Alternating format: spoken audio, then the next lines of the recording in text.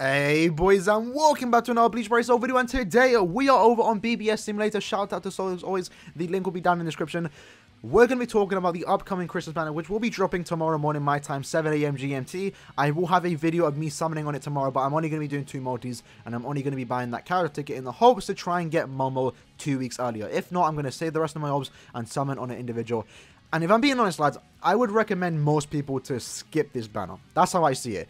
If you're pulling on this banner, you're mainly pulling for the free banner characters. And I say this because you have like 6 premium characters here. The Okiura, Uryu, Yoruichi, White Ichigo, Hachigun, and then Centaur and Kyone. These characters you're going to see a lot in future summons. If you're pulling for these premium characters, I would say just wait for a better banner. Like maybe Okiura is a bit of a rare one because he doesn't come back too often. But you're going to see these faces, especially these 4 right here. You're going to see them a lot in upcoming banners. So if you don't get them now, you're going to get them later on, right? That's how I see it.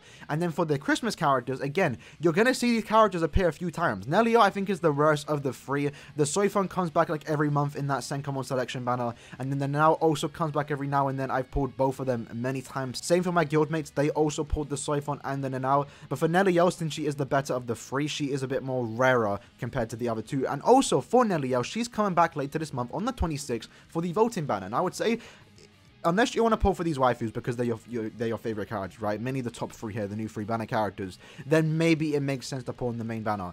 But I would recommend, if you are summoning, summon for the individuals because it's the best value for your account. It's going to save you a lot of orbs and you'll also feel better. I'll explain what I mean by that when you do decide on the individual, right? So if you really want to pull in the main banner, then go ahead, but I really wouldn't recommend it. I would actually say definitely summon on the individuals. But before we do talk about the individual banners, let's talk about the characters themselves because now, you know, in my past 2 videos, I didn't have the full information of what the characters do. Now I do, and now I can actually give my opinion on these characters. So Ruroka, actually pretty good. Actually pretty good. She is a human character, so she can use the Mind Skull Ichigo to buff her damage, which will be good if you only have the character 1-5. She is a 14 recharge, and looking at her strong attacks, because she is an SP-based character, she actually has really cool strong attacks. Visually, she looks one of the best in the banners. I would definitely say that. Her third strong attack is a 4-screen strong attack, 1000 radius. Her second is a 800 in front of her because she doesn't have Havoc. And the SA1 is that 18% magnification pushback strong attack, you know, similar to all these characters right here. It's not the best strong attack, but it doesn't matter. She's still going to clear content just fine, especially if you are a Ruroka fan. That's the main reason why you're going to be pulling on this banner or for these characters, just because you want these characters, because you're a fan of the character and you like what you're seeing. That's how I see it, right?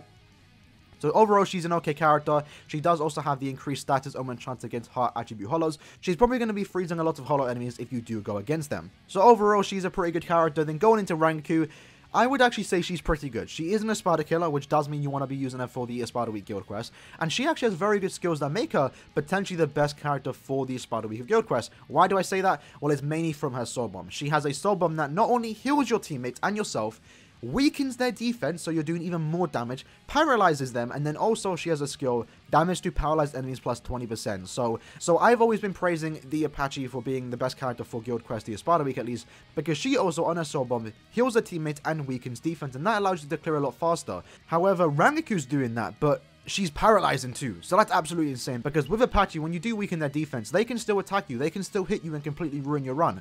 With Rangaku, they're not going to be moving for 7 seconds, and at least with Rangaku's sake, she's doing 20% more damage to that enemy. That's absolutely insane. Absolutely insane.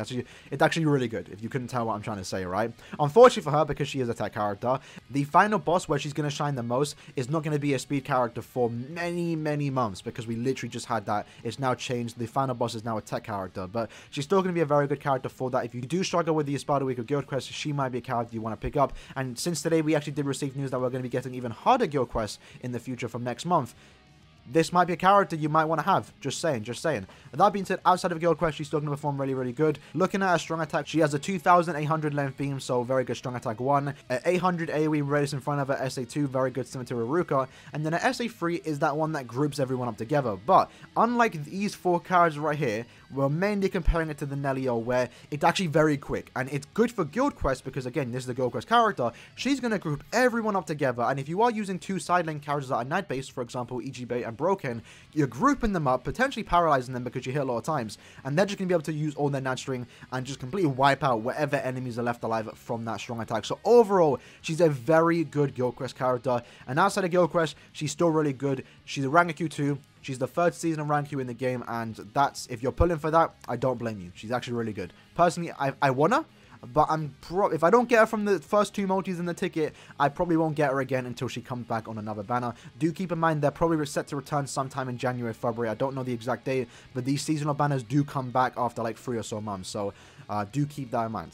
And then the last character to talk about is the Momo, the one you probably don't really care too much about Momo. Sorry, Momo fans out there, right? But you're mainly pulling for this skill right here. If you don't know how powerful this is, increased power, link, slot potions, +5. So if you have her in IZ, you have 4 Momos in a team, you're getting plus 20 pots in 1 run. And if you're doing a 5 times run, you're getting basically 100 pots right there. That's 1 slot every 5 times runs. And if you do have the passport and you do get that extra run from the 6 ticket, you're getting even more potions. This is by far one of the most broken skills for farming link slots.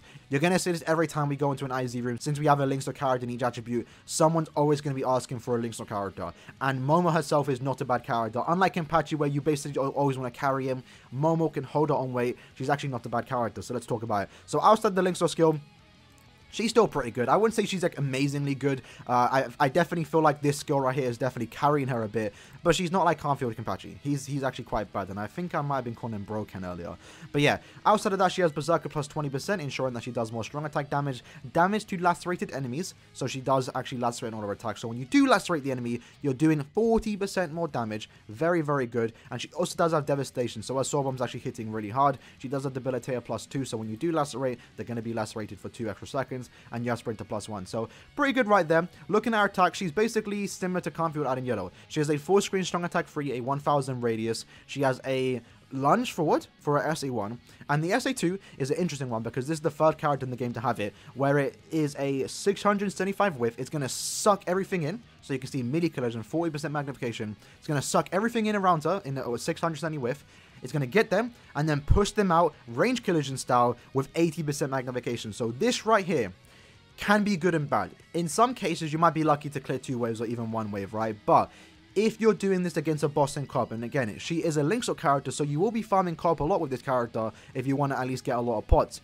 That SA2 is going to absolutely destroy the bosses, especially because it hits how many times? Let me just double check. 46 times, right? Yeah, it hits 48 times, lads. Keep that in mind. Or technically 58. I'm not sure. It hits a lot of times, basically, right? A lot of times. And then if you consider that, the amount of times she's hitting the enemy, with the fact that she has laceration, and the fact that she does extra damage to lacerated enemies, if you do lacerate the boss from that 2nd strong attack, you're doing a lot of damage. Potentially that 2nd strong attack is going to completely wipe out the boss. Absolutely insane, right? If you have 4 Momos in a team, and a boss spawns in Cop, all 4 of you let off that SA2, the boss ain't surviving. You don't even need to use your Soul Bomb. That's how powerful this 2nd strong attack can be in a good situation. So I really like this character. I'm actually a fan of this character. I like the design of Momo too. I'm not disappointed whatsoever that she is the final link slot character. Maybe in the future we're going to get more link slot characters. I definitely feel like that'll be a good thing, because it would mean that maybe if you don't have Aruka, if you don't have this Momo, in the future you can just get another character and there'll be more options to use when we do farm IZ. So this character is definitely going to be a must-have if you want to farm link slots. Definitely going to be a must-have. So that being said, if you couldn't tell, I would definitely say wait for the individual banners, because at that point in time, you're going to have options, right? You do not want to go all out on this main banner right here on the 16th tomorrow and then regret pulling all your orbs because end of month is just insane, or the voting banner is just even more insane. So I would definitely say skip the main banner, and depending on who you want, go for the individual, because it's just better value, right? If you don't know, the individual rate for the main banner characters are 0.5. So you have a 0.5% chance to get the character of your choice. On the individual banners, the character's rate is doubled. So it's 1% because there's less fillers. So if you want to go for Momo, summon on an individual. And she does drop on the 27th. So she's the first one to come out.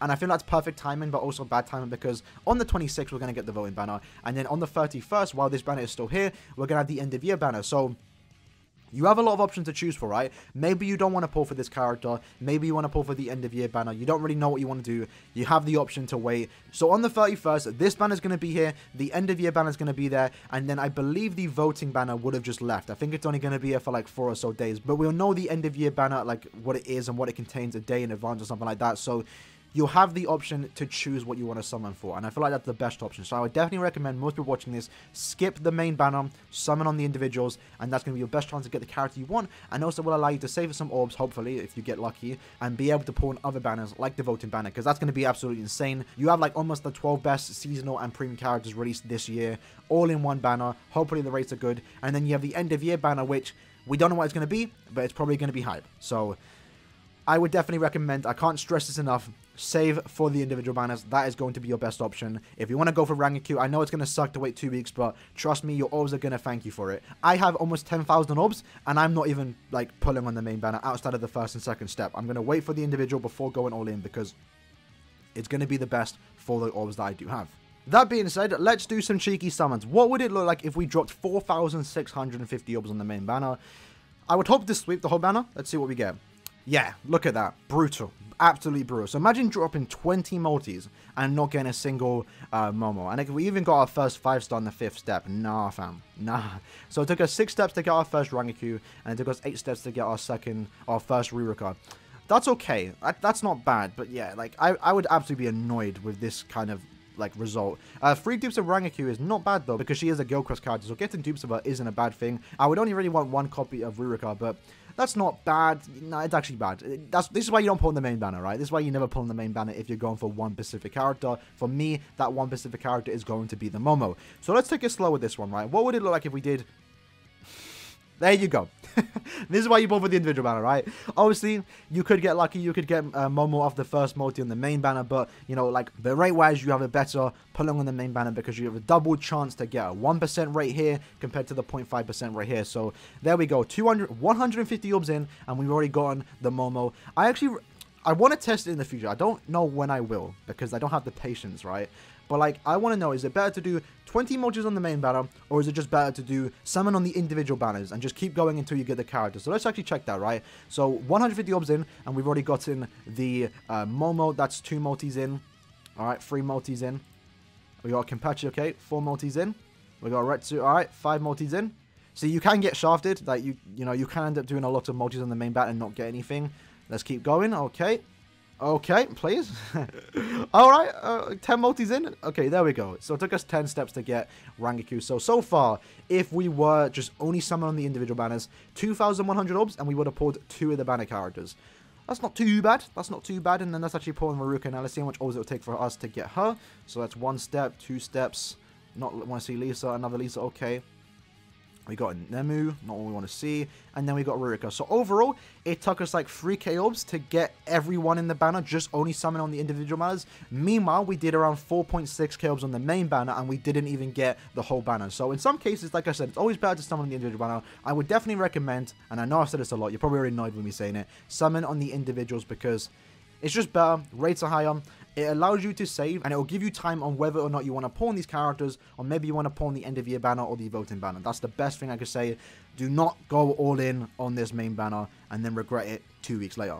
But if you don't care what I'm saying, and you only want to pull for the main banner, and you walk away with Ruruka, Rangaku, Momo in 10k orbs, and you're happy with it, then that's fine. Play the game you want to play. But I would definitely recommend most people, myself included, to save for the individuals. I'm going to be going all in on this banner, hopefully walking away with a Momo. Let's do 10 steps. We got 1 Momo. How much long would it take for us to get a Momo in a worst case scenario? So 9 multis, that's not too bad. Yeah, that's not too bad. Is this only 10 steps? Actually, hold on. It's only 10. Huh. So it's not 20 steps. I guess the individuals only go to 10.